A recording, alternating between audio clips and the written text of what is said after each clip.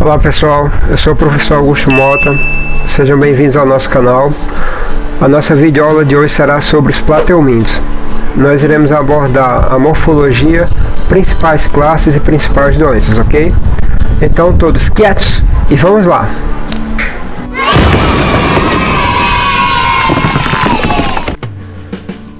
Bem pessoal, como eu estava falando, vamos ver agora a questão dos plateumintos, que são os vermes chatos, certo? Vamos ver a questão de características gerais, reprodução e 3 doenças básicas, né? No caso a teníase, esquistossomose e a cisticercose. E algumas características sobre as doenças de seres vivos, ok? Primeiramente vamos ver a parte das características, né?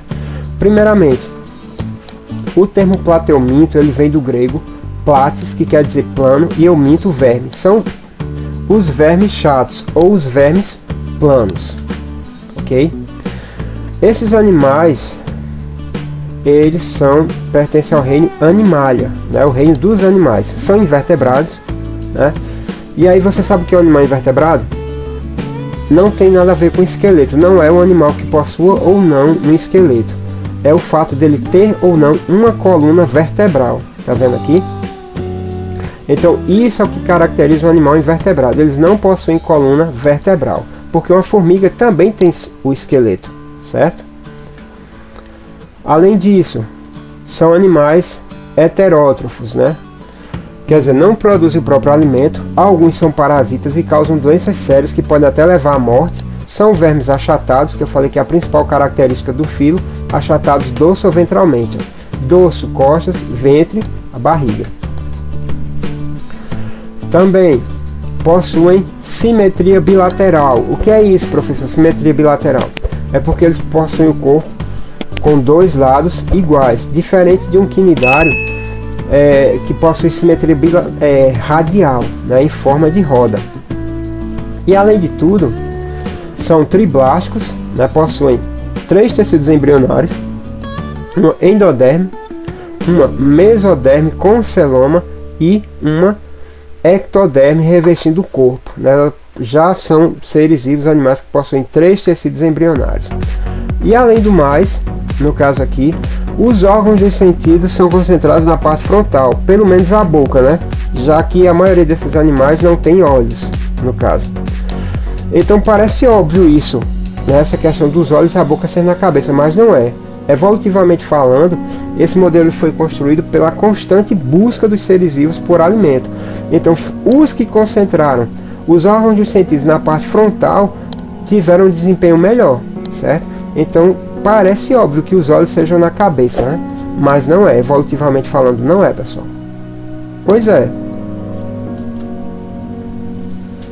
Depois das características gerais, vamos pegar um verme aqui, a planária, como exemplo, né?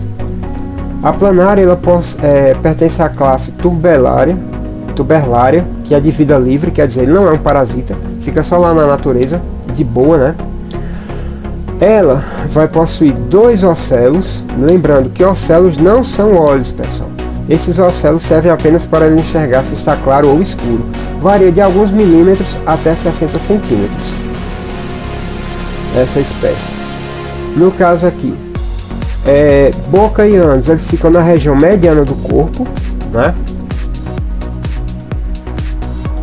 A respiração desses seres vivos se dá por toda a pele, por todo o corpo, certo? A respiração ocorre por difusão, semelhante à questão de uma minhoca. O sistema excretor deles para liberar as excretas nitrogenadas é feito por células flama, distribuídas por todo o corpo do animal. São encontrados em ambiente marinho ou de água doce.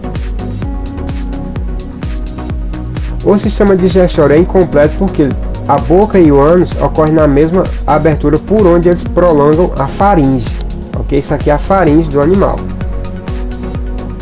E, no caso, na hora de digerir a presa, o que é que vai acontecer? Pela faringe eles lançam enzima na presa para sugar a mesma, ok?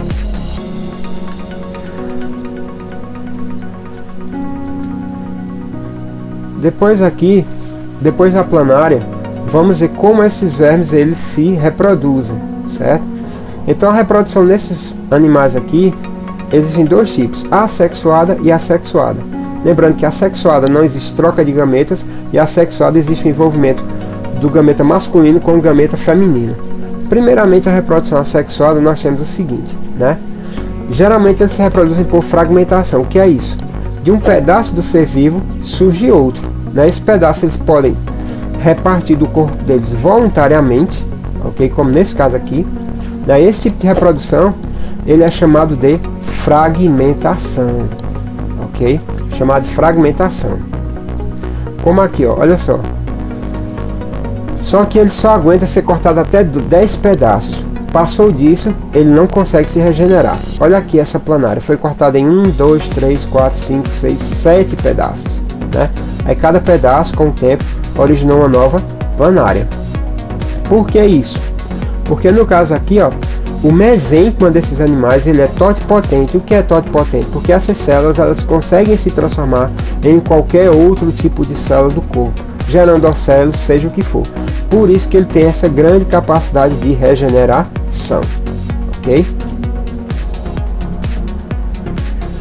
Depois aqui nós temos a reprodução sexuada, que envolve troca de gametas, no caso um espermatozoide e um óvulo. Primeiramente, esses animais eles são hermafroditas, quer dizer, eles têm os dois aparelhos reprodutivos no mesmo indivíduo. Porém, o que é que acontece? Eles necessitam copular para trocar espermatozoides. Eles não praticam, no caso da planária, ela não pratica a autofecundação. Não é diferente da tênia, que a tênia se autofecunda, que também é um plateuminto. Aí olha só, o espermatozoide ele fica grudado aqui no receptáculo e posteriormente ele usa esse espermatozoide do outro indivíduo, né, para fertilizar os seus próprios óvulos. Então, como a fecundação ocorre dentro do corpo do animal, nós dizemos que a fecundação ela é interna. E como o espermatozoide vem de outro indivíduo, nós dizemos que é uma fertilização cruzada. E aí o que é que acontece? Eles depositam um casulo em plantas aquáticas, do casulo sai a forma jovem. Como não existe forma larval, nós dizemos que na planária o desenvolvimento ele é direto do indivíduo, porque não ocorre forma larval, né?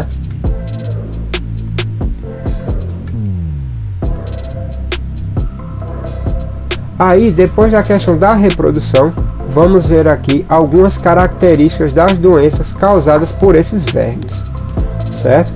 Primeiramente, elas são causadas por plateumintos parasitas, que não são os de vida livre. Os de vida livre ficam só na natureza sem causar nenhum problema, entendeu?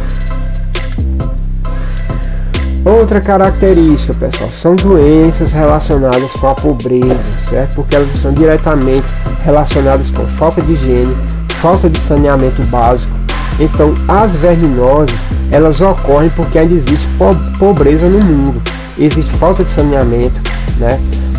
Falta de acesso a produtos de higiene, água potável, sabão, tudo isso, né? Como foi percebido nessa pandemia agora também, né? Então, é doença diretamente relacionada à pobreza. E como eu falei, ó, também falta de higiene pessoal, né? Por isso que é tão importante você lavar as mãos sempre. Não é só agora com a questão do coronavírus, mas essa questão de lavar a mão, álcool gel sempre foi importante. Também a questão da higiene com os alimentos. Nunca coma uma fruta com casca se não for lavada, né? Coloque as verduras na água com gotinhas de água sanitária, de molho, antes de colocar, depois lave elas, deixe mais ou menos 30, 40 minutos, depois lave, coloque na geladeira, certo? Para matar os ovos desses vermes. E também nunca consuma carne de matadouros clandestinos, certo, pessoal? Nunca consuma carne de matadouros clandestinos, ok? Porque podem passar carne com cisticercose, dentre outros problemas. Então nunca faça isso. Depois das características das doenças, vamos ver a primeira doença, no caso aqui é a teníase, certo?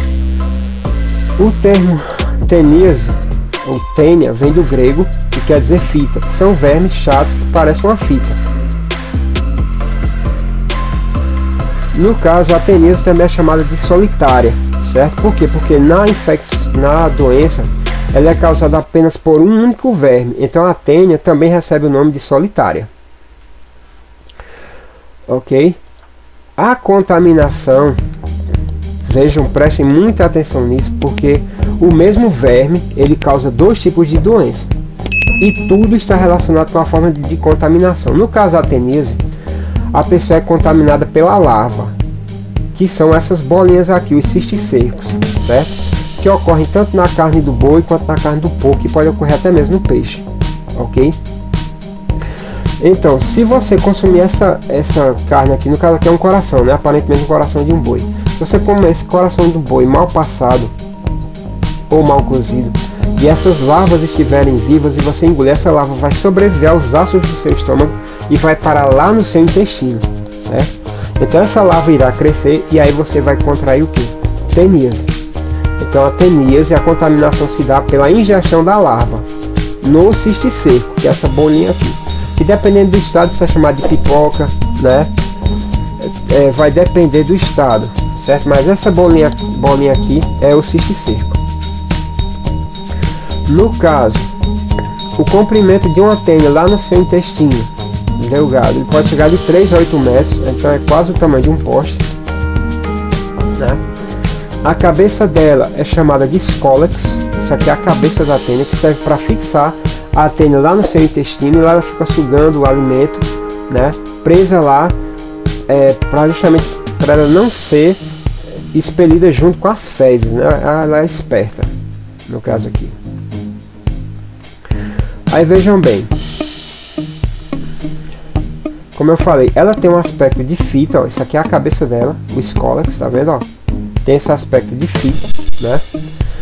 Além disso, ela vai se fixar lá no intestino delgado, tá certo? Ela se fixa no intestino delgado, você fica lá parasitando, e lá ela fica liberando essa estrutura aqui, que é a proglótide, né? A proglótide, ela vai ter tanto as gônadas masculinas quanto a feminina, né, para fertilizar os ovos, e aí ela vai soltando junto com as fezes as proglótides, que tem uma média de meio a 2 centímetros, certo? E pelas proglótides elas liberam os ovos. Isso no caso junto com as fezes da pessoa, né? Aqui eu tenho, ó, a diferença entre a tênia solium e a tênia saginata. Tá vendo? A tênia solium ela vai possuir ganchos e a saginata somente ventosas. Ok, pessoal? Aí nesse caso aqui você tem a tênia saginata, né? Que ela vai ter, no caso, ventosas, e ela ocorre no boi. E a tênia solium, né? Que ela vai ter ganchos e ocorre no porco. A tênia ela é hermafrodita, porém ela pratica a autofecundação, ela não precisa de outro indivíduo para se reproduzir, e aí ela fica liberando as proglótides, né, pelo processo de estrobilização lá junto com as fezes da pessoa.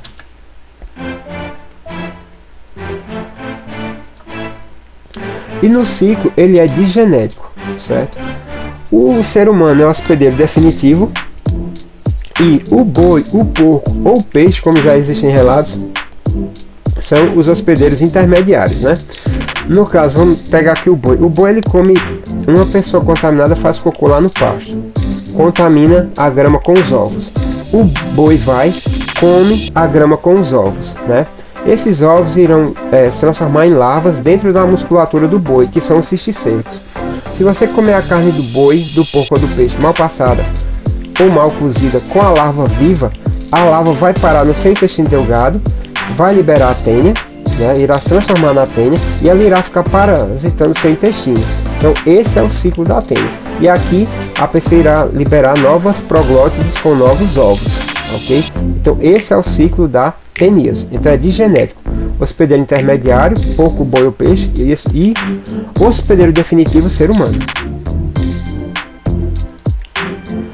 Além disso, o que eu falei para vocês. A estrobilização é um processo assexuado, né, que ele vai liberando segmentos, né, no caso da tênia são as proglótides. Como exemplo aqui nós temos aqui a estrobilização que ocorre nos quinidários, que liberam as éfiras. E cada éfira dessa se transforma em um novo indivíduo. A tênia, ela não precisa de outro indivíduo, como eu já falei, para se reproduzir. Ela é hermafrodita e ela pratica a autofecundação.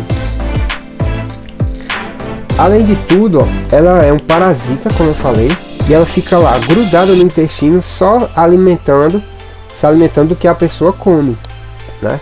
Então ela é um parasita, no caso, e fica no intestino delgado. Aí olha só, ela tem um sistema digestório incompleto, né? Quer dizer, boca e ânus na mesma abertura. Aí os sintomas da tênia: primeiro você vai ter diarreia, no caso, ó. Também vai ter a questão aqui, insônia, né?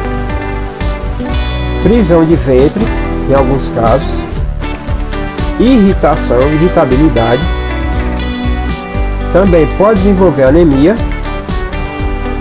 E no caso, o diagnóstico é o famoso exame de fezes, é aquele que você vai todo arrumadinho com seu potinho com cocô para fazer o exame. Então o exame dessa doença é por exame de fezes, como no caso da maioria das parasitoses.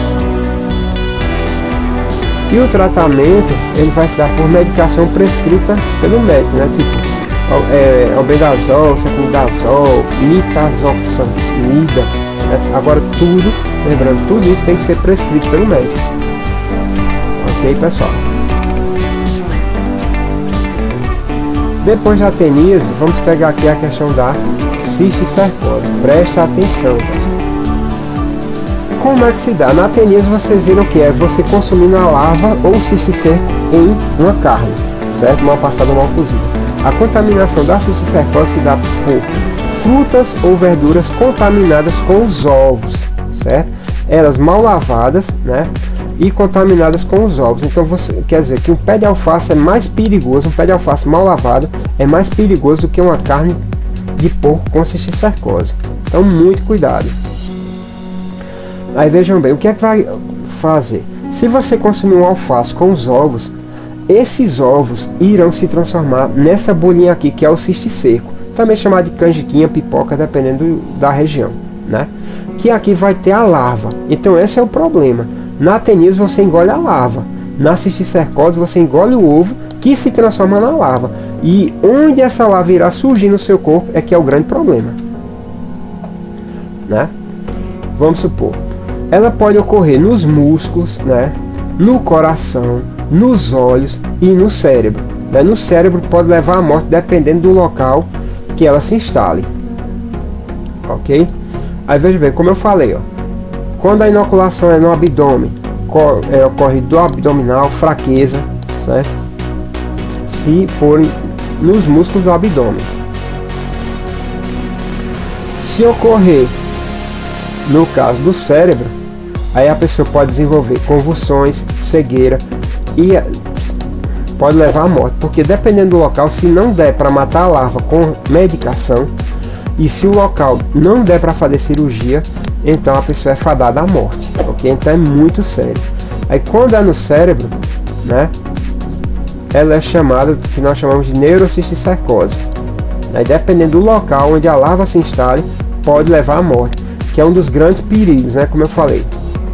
O tratamento, ele se dá no início por medicação, dependendo da localização da larva, e se não der, cirurgia. Agora isso quando a cirurgia é possível, que em alguns casos não é possível, e a pessoa fica tendo convulsões e dor de cabeça até a morte, né?